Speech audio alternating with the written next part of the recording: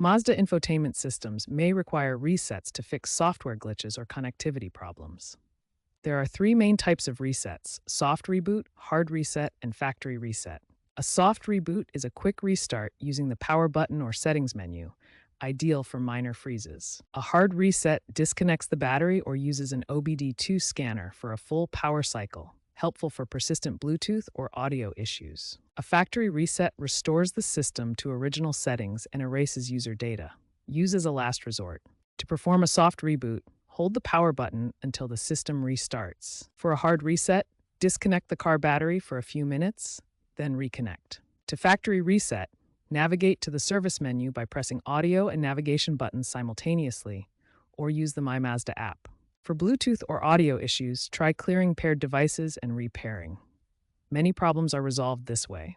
If issues persist after these resets, consult a Mazda dealership to avoid voiding warranties. Or check for available OTA software updates via the vehicle's settings menu. Stay updated with the latest software to potentially fix bugs.